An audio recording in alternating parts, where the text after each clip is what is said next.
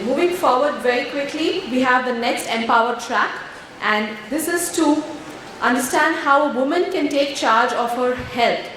Learn how hormones are everything. So as we've always known, and it's always been said, health, wealth and happiness. So the first wealth that we all have is our health. And to talk about this is Miss Sharda Agarwal. She's the co-founder of Sepalika Health. This is India's premier online women's health clinic. Her company's mission is to provide natural solutions to two big issues women face today, which is fertility and PCOD. Sepalika does this using precision lab test analysis, nutrition, vitamins and minerals, acupressure and lifestyle. So could we please welcome on stage Ms. Sharda Agarwal.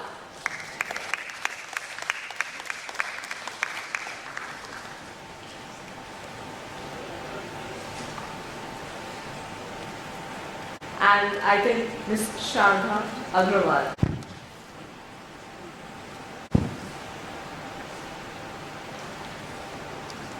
All right, okay. So it's been my mission, and this is really my passion as well, which is why I chose to speak about health rather than speak about entrepreneurship, because I'm an entrepreneur twice over.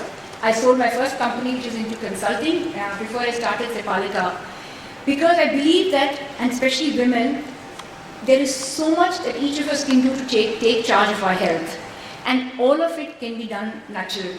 It's not that there's no place for allopathy, but I don't think we realize how much power we have within ourselves. And my biggest inspiration has been Maya Angelou, and this quote from her is so apt to say that I'd be foolish if as a woman I don't take charge of my own health, right? And one of the things I've seen is over the last 5 years that I've been running Sepalika, and I've spoken to we've worked with 800 women, and I've spoken to more than 1,000. And one of the things that I find is that, first of all, it's her family that comes on top, it's her children, then it's her career, and at the bottom of that ladder comes her own health. She will never ever prioritize her health over anything else. And my goal is to actually meet women at forums like this to say that you need to put yourself, your health on priority, because at the end of it, you owe it to yourself. Okay? So as a clinic, we actually help reverse conditions. I don't manage, I reverse, which means help you get rid of it. And focus being, fertility and PCOD for reasons. 1 in 10 urban couples in India are struggling to have a child. 15 years ago, we had never heard of it. 1 in 5 women have some form of a hormonal issue. And it's unbelievable why this should happen just in the last 10-15 years.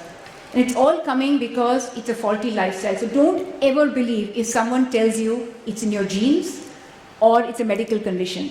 They're not medical conditions, they don't need medicines, they can actually be reversed. Each of the conditions that I put up here can all be reversed by changing your lifestyle.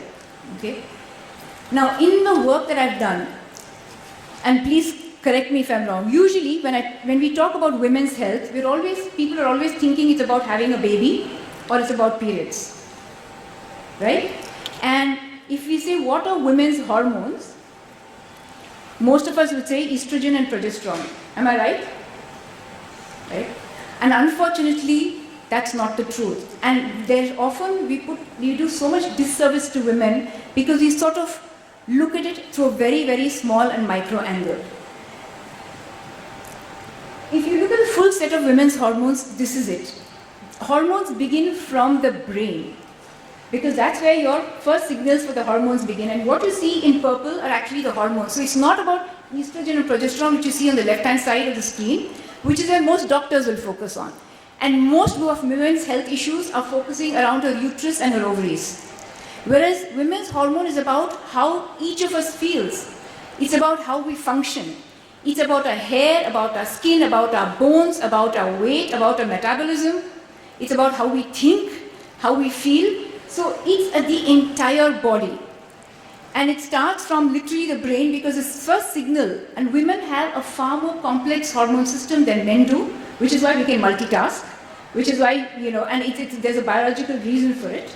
And it starts from the brain, it goes to your thyroid, it goes to your liver, it goes to your digestive system, it goes to your pancreas. And yet, to me, that's why I always say that women's health, or not just women's health, even men's health, is a north to south approach.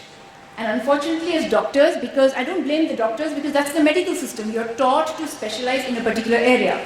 And for women's health, gynecologists will only look at the ovarian uterus. And therefore, they focus on an area rather than saying, let me look at the entire body, because all our organs are interdependent. And a problem in one area, the cause could be completely elsewhere.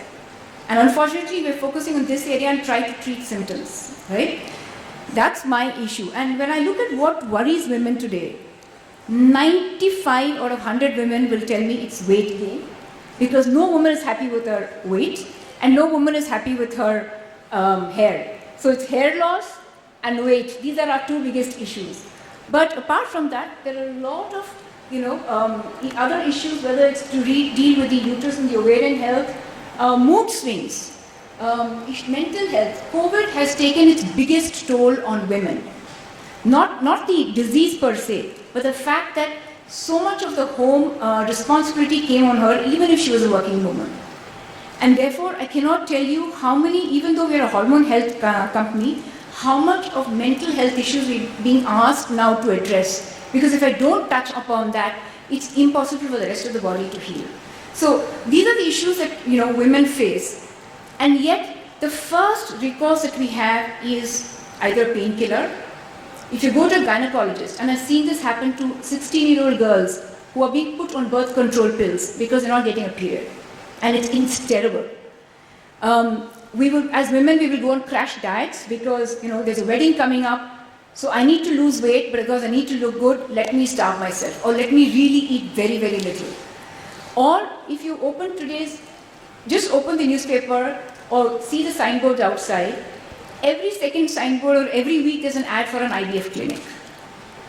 This wasn't the case even 5 years ago. What happened? Right? Because these are all easy solutions. These are all like band-aids that we use to try and fix a problem because we want to get on with life. But unfortunately, and I would ask and urge if there are doctors in this room, or actually urge the medical community, when you prescribe a medicine to a patient, as to a woman, please tell her, spend as much time telling her what are the side effects of it. Or if your doctor doesn't do it, I would urge you to do it. We're all, Google has made life so much simpler for us. So anytime you get a medicine, anytime you get a particular medical recommendation from your doctor, go up and see what are the possible side effects. Not immediate. Most of them are long-term. And I think we owe this to ourselves because our health is ourselves. If we don't take charge of it, we cannot expect our doctors to do it. So what hormones really need, they don't need medicines or contraceptives or IVF or a surgical procedure. Look at all the hormones that I've listed on the left-hand side, and look what you see on the right-hand side. Every hormone basically needs fats, proteins, minerals like iodine or magnesium or chromium. That's it. It's all in your diet. And it's when we ignore that we're often forced to go and take the recourse to medicines, which then causes terrible impact on our health.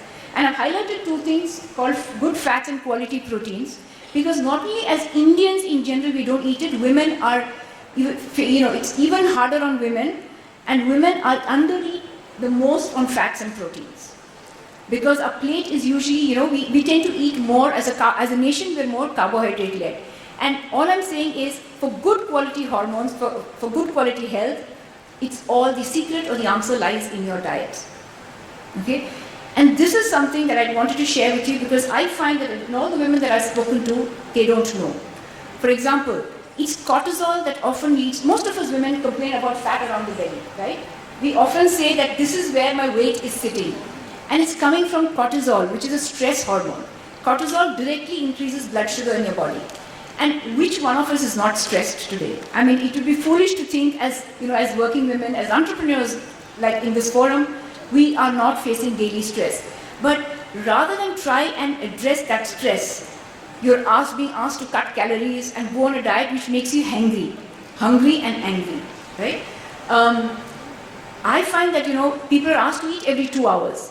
And that's the worst thing that you can do. Because eating every 2 hours spikes your insulin, leading to insulin resistance, which can again make you put on weight. I have seen so many cases of my fertility patients where the issue is coming from an underperforming thyroid hormone. So all you needed to do was to address thyroid, because that's the master gland in the body, producing your energy. So when you address that, couples could conceive naturally. Or my most favorite is the one that you see on the bottom right-hand side, right? All women's hormones and men's hormones, even testosterone, estrogen, progesterone, are made from cholesterol. And to all of us, cholesterol is made as a villain, right? Am I right?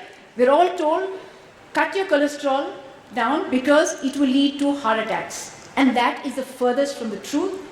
It's a big lie that has been created. Today, the statin industry is multi-billion dollars. And ironically, the US FDA 3 years ago came and said, cholesterol is good, then there is no need to take statins. This after causing so much havoc in people's health. So not just to the women, but also to the men in this room, cholesterol is needed because every human cell is made of cholesterol. It's made of lipids or fats, which is cholesterol. So cholesterol is good, and there is no need to worry about it, and all your hormones, especially for women, are made from cholesterol. Okay. And I thought I'd share with you a few simple tips that you can use to build your foundational health, to build your hormone health, something that's very easy that you can do. And my first thing is, I tell every patient who comes to our clinic, if you're using refined oil at home, and I'm brand agnostic. I don't care whether it's Saffola or Fortune or whatever it is. It's not the brand. If it's a refined oil, throw it out. You need to have either cold pressed oils or ghee, because refined oils use chemicals which are endocrine or hormone disruptors. That's my first recommendation to you. My second thing is, fats do not make us fat. It's carbohydrates. Because carbohydrates become sugar, sugar makes you fat, and by the way, sugar is also what causes high triglycerides in the body. So all the issues that we have about heart issues that we read is not coming from cholesterol. So please have more ghee. I hate it when I see women saying, can I have an egg white omelette, please? Because they're so worried about taking the yolk. And the yolk has most of the goodness of an egg. So go ahead and enjoy the eggs, enjoy butter, enjoy the good fats. It's not a license to go and eat namkeens and deep fried foods. You can have them so long as you're making them in cold pressed oils. So remember, fats don't make you fat. It's the sugar or the carbohydrates that do it. Okay? And here's my third tip to you. Right? Each of these is actually home cooked food. Whether it's a South Indian breakfast that we see on the right hand side, the chicken curry and rice that you see in the center, or a typical traditional vegetarian meal. Can anybody tell me what's the issue in this? They're all home cooked food. Sorry? Correct. It's the imbalance, right? This is how we all typically eat. Imbalance. When you see everything to the left of that red line is carbohydrates. For us, the center of the plate is rice or roti. Even as a non-vegetarian, the chicken will sit on the side, the fish curry will sit on the side. Whereas if you go internationally, the Western way of eating is, if they eat meat, the meat is in the center. The vegetables, the potatoes are on the side. And India, and I'm not saying that we need to copy Western food habits. I think we have far, far richer tradition of wise eating. It's that we've forgotten all of it. India today is the diabetes capital of the world. Soon we're having an obesity pandemic, which people are not realizing. Far greater people die of chronic diseases than even of the COVID pandemic, right? And it's because we are eating too many carbohydrates, and not just that. And you can tell me, listen, but my grandfather ate it, my grandmother ate it. What are you telling me, Sharda? You just have been in this business for 5 years. But no grandfather or grandmother sat like this in a room for 8 hours at a stretch, or moved from the lunch table to your computer desk to continue working. They burnt it all out. And we're not doing it because after this conference, we're all going to go down, take an Uber or a car, drive to our home, and then take the lift to go upstairs to our place, right? Where are we physically burning it? And 1 hour of morning exercise at gym is not cutting it, because we're undoing all of it by sitting for the next 8 to 10 hours. So that's why the big issue is to cut down on the carbohydrates, not go hungry, but replace it with the sabzi or the dal or the protein. So ideal plate should look like this. 50% of your thali or plate should be vegetables, whether it's in whatever form. cooked or a salad or raw. 25% is your protein, which is dal, paneer, chicken, fish, and only 25% can be the rice or roti. What we today do is the ulta, the opposite. The roti or the rice is going on the right hand side. So that's my third tip. My fourth tip is walk 100 steps after each meal. In Maharashtra, we have a term called Shatapavli. I don't know whether many of you heard of this. It actually says 100 steps. Get up and walk 100 steps. So I don't know whether you guys see, I have a glucose monitor that's strapped onto my skin here. And I've been tracking my blood glucose. It's a continuous glucose monitoring system. And I saw that after a meal, all of our glucose shoots up, and that's normal.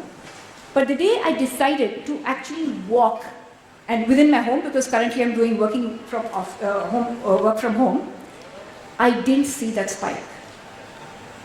So it tells me that the same meal will have such a dramatically lower impact on your sugar when you walk. So this is something simple each of us can do. After every meal, whether it's breakfast, lunch or dinner, 100 steps. And that will dramatically bring down your sugar levels and has a huge impact on every aspect of your health. And the fifth one is say no to 4 whites. Every client of ours is the first recommendation that comes when they see a diet plan from us. White bread, rice, all refined foods. Everything is refined and therefore straight away shoots up your blood sugar. Right? And specifically for women, add, and I'm making this very prescriptive, add hormone balancing food. So when I say, of course we've all heard of pumpkin seeds and chia seeds, but there's a way to eat them. You can message us and we can share this. We have a great idea for how women should eat seeds in different parts of their cycle. But in general, seeds, skip the white potato, the regular aloo, but have the sweet potato. Palak or spinach should literally be like 2 or 3 times a week. And get out of white salt and move to either, unrefined salt, senda namak, whatever you call it, or Himalayan salt, because it has so many minerals. And also remember, most patients are told don't have salt if you have a high BP. BP comes not from salt, it comes from sugar, which comes from carbohydrates, because that causes inflammation in the body. So there are so many myths that we can bust if only we just read a little more and are a little more aware, right? So I love this other quote from Michelle Obama, because she says, being healthy is not about being slim or having a nice waistline. It's about how good we feel about ourselves, how good we feel from inside, how energetic we feel, how happy we feel. Thank you.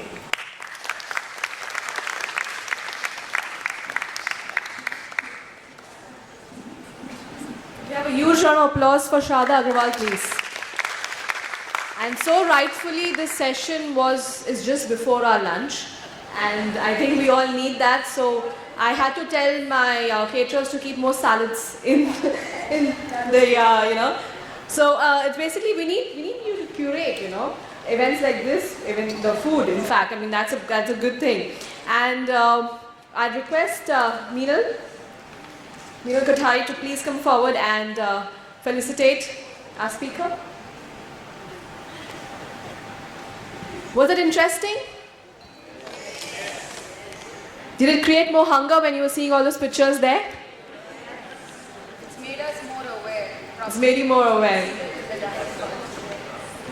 But me knowing a little bit about nutrition, because of the background that I also come in with educating myself on nutrition, it is apt and it really, really needs to be spoken about, because yes, as I've already told you, health is your first wealth. I mean, the thing is that, and as entrepreneurs, when we think, when we talk, we already, first thing that we are like, we have an idea, we need money for it. But you need health first. How are you going to run around, how are you going to do your things, how are you going to stay late nights, how are you going to manage so much? It's health first. So I think this is a wonderful initiative that you have and a wonderful talk that you just gave.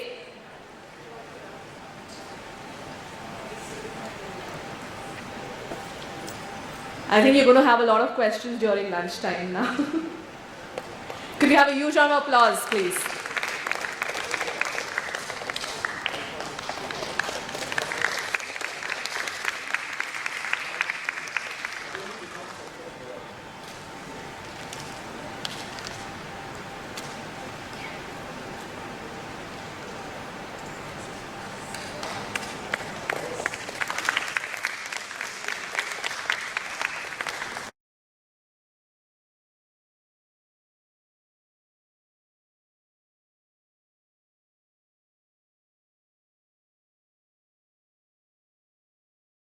you.